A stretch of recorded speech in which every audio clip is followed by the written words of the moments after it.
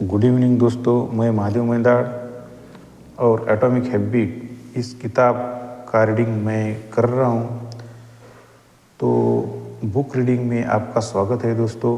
कैसे आप सब लोग अच्छे होंगे, ठीक ठाक होंगे, बढ़िया होंगे। यही मेरी ईश्वर के चरणों से प्रार्थना है। आपका दिन, कल का दिन अच्छा जाए, ये मेरी ईश्वर से प्रार्थना है। तो दोस्तों, अभी तक मैंने 18 चैप्टर कंप्लीट किए हैं एटॉमिक हैबिट इस किताब के। 19वां चैप्टर मैं अभी पढ़ने जा रहा हूँ। उसका नाम है गोल्डीलॉक का नियम, जीवन और कामकाज में कैसे प्रेरित बने रहे।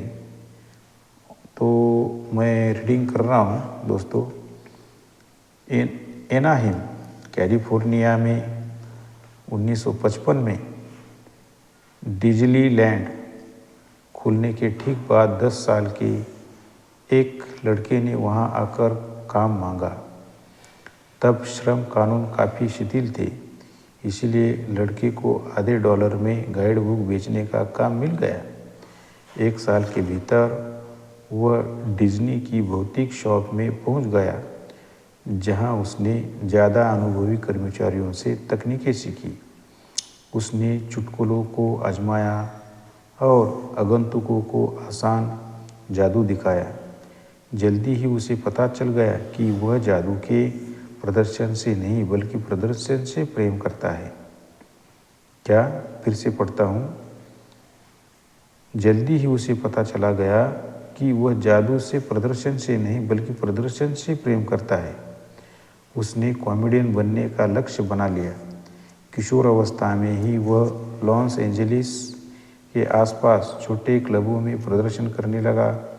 देखने वाले लोग कम होते थे और उसका शो छोटा होता था। वह शायद ही कभी मंच पर 5 मिनट से ज़्यादा रहता था। भीड़ के ज़्यादातर लोग शराब पीने या दोस्तों से बातचीत करने में इतने ज़्यादा व्यस्त रहते थे कि उसकी तरफ जरा भी ध्यान नहीं देते थे। एक रात को तो उसने खाली क्लब में स्टैंड अप शो किया। काम ग्लैमरस नहीं था, लेकिन इस बारे में कोई शक नहीं था कि वह बेहतर बन रहा था। पहले वह 1-2 मिनट तक ही अभिनय करता था। हाई स्कूल तक पहुंचते पहुंचते उसकी सामग्री इतनी बढ़ गई कि वह 5 मिनट का शो करने लगा और कुछ साल के बाद 10 मिनट का। 19 साल की उम्र में वह लगातार 20 मिनट का साप्ताहिक शो कर रहा था। शो को लंबा खींचने के लिए वह 3 कविताएं पढ़ता था, लेकिन उसकी योग्यताएं बढ़ती जा रही थी। उसने प्रयोग करने, तालमेल बैठाने तथा अभ्यास करने में 1 और दशक बिताया।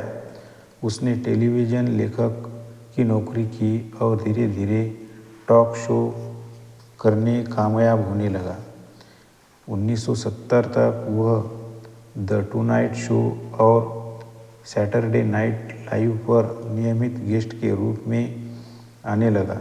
आखिरकार लगभग 15 साल तक काम करने के बाद वह युवक मशहूर हुआ।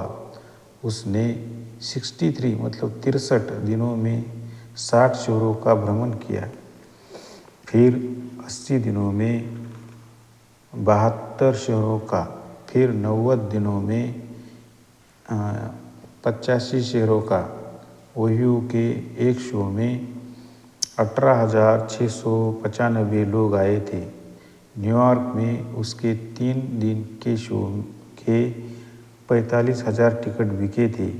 वह अपने क्षेत्र में शिखर पर पहुंच गया और सारे समय के सबसे सफल कॉमेडियन में से एक बन गया।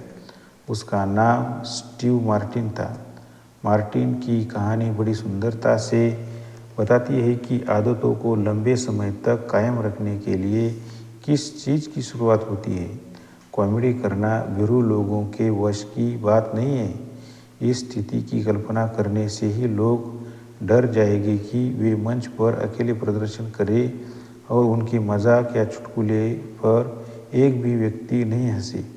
लेकिन स्टीव मार्टिन ने 18 साल तक हर सप्ताह इस डर का सामना किया है। उनके शब्दों में 10 साल सीखने में लगे, 4 साल बेहतर बनने में और 4 साल बेहद सफलता के। ऐसा क्यों है? मार्टिन जैसे कुछ लोग अपनी आदतों को कायम रख पाते हैं, चाहे वह चुटकुला का अभ्यास करना हो या कार्टून बनाना हो या गिटार बजाना हो, जबकि हम में से ज़्यादातर लोग प्रेरित होने के लिए जूझते हैं। हम कुमाला जाने वाली आदतों के बजाय ऐसी आदतों कैसे बनाएं जो हमें आकर्षित करती है। वैज्ञानिक कई वर्षों से इस प्रश्न का अध्ययन कर रहे हैं। हालांकि सीखने को बहुत कुछ है, लेकिन सबसे आम निष्कर्ष यह है कि प्रेरणा कायम रखने और इच्छा के शिखर स्तर पर पहुंचने का तरीका यह है कि बस थोड़े मुश्किल काम किए गए। मानव मस्तिष्क चुनौती से प्रेम करता है, लेकिन तभी जब यह इष्टतम इलाके के भीतर हो। अगर आप टेनिस से प्रेम करते हैं और 4 साल के लड़के के खिलाफ गंभीर मैच खेलने की कोशिश करें, तो आप जल्दी ही बोर हो जाएंगे। यह बहुत ज़्यादा आसान होगा क्योंकि हर पॉइंट आप ही जीतेंगे। इसके विपरीत, अगर आप रोजर फेडरर या सेरेना विलियम्स जैसे पेशेवर टेनिस खिलाड़ी के खिलाफ खेले, तो जल्दी ही आपकी प्रेरणा चली जाएगी, क्योंकि मैच बहुत ज़्यादा मुश्किल होगा। अब आपने जैसे किसी व्यक्ति के खिलाफ टेनिस खेलने के बारे में सोचे। मैच में आप कुछ पॉइंट जीत जाते हैं और कुछ हार जाते हैं। आपके पास जीतने का अच्छा मौका है, लेकिन तभी जब आप सचमुच कोशिश करें, आपका ध्यान केंद्रित हो जाता है, भटकाव दूर हो जाते हैं और आप हाथ के काम पर पूरी तरह एकाग्र हो जाते हैं। यह थोड़ी मुश्किल वाली चुनौती है और यह गोल्डीलॉक के नियम का आदर्श उदाहरण है। गोल्डीलॉक का नियम कहता है कि इंसान शिखर प्रेरणा का अनुभव तब करते हैं जब वे ऐसे काम कर रहे हो जो उनकी वर्तमान योग्यताओं की सरहद पर हो। बहुत ज़्यादा मुश्किल नहीं, बहुत ज़्यादा आसान नहीं, बस सही। मार्टिन का कॉमेडी करियर गोल्डीलॉक के नियम का एक उत्कृष्ट उदाहरण है। हर साल उन्होंने अपने कॉमेडी शो का विस्तार किया। वे इसे बस 1-2 मिनट बढ़ाते रहे। वे हमेशा नई सामग्री जोड़ते रहते थे, लेकिन वे कुछ ऐसे चुटकुले भी रखते थे जिन पर लोगों के हंसने की गारंटी थी। उन्हें बस इतनी सफलता मिली कि वे प्रेरित बने रहे और उन्होंने बस इतनी गलतियां की कि वे कड़ी मेहनत करते सह सके। जब आप कोई नई आदत शुरू करें, तो व्यवहार को यथासंभव आसान रखना महत्वपूर्ण है, ताकि आप इसे तब भी कायम रख सके जब परिस्थितियां आदर्श नहीं हो। व्यवहार परिवर्तन के तीसरे नियम पर बात करते समय हम इस विचार को विस्तार से बता चुके हैं, लेकिन यह महत्वपूर्ण है कि आदत पड़ने के बाद आप थोड़ी थोड़ी तरक्की करते रहें। ये छोटे सुधार और नई चुनौतियाँ आपको संलग्न रखती है। अगर आप गोल्डीलॉक के क्षेत्र में सही तरीके से पहुंच जाते हैं, तो आप प्रभाव की अवस्था में पहुंच सकते हैं। तो दोस्तों, गोल्डीलॉक का नियम एक चित्र के साथ दिया है किताब में। तो देखिए दोस्तों,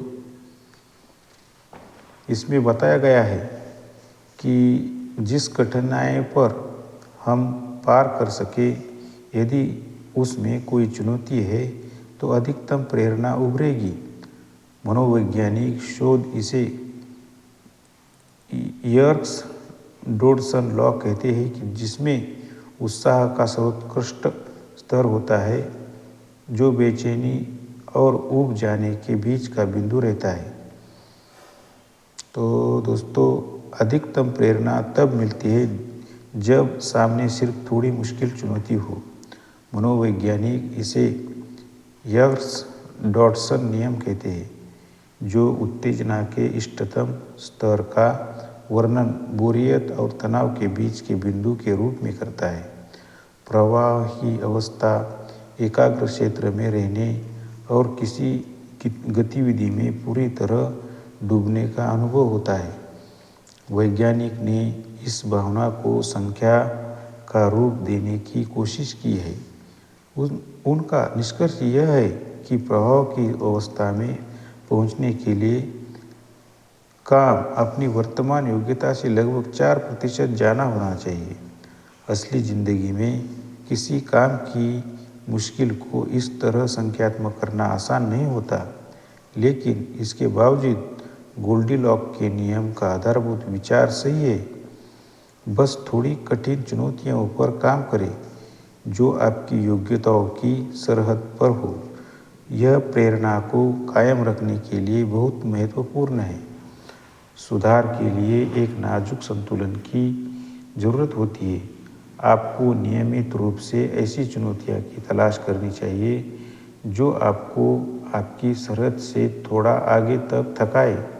साथ ही आप इतनी प्रगति भी करते रहे कि आपकी प्रेरणा बनी रहे। व्यवहार नए भी होने चाहिए ताकि वे आकर्षक और संतुष्टिदायक बने रहे। विविधता के बिना हम ऊब जाते हैं। बोरियत आत्मसुधार की खोज में शायद सबसे बड़ी खलनायक है। तो दोस्तों, आज के वीडियो में इतना ही।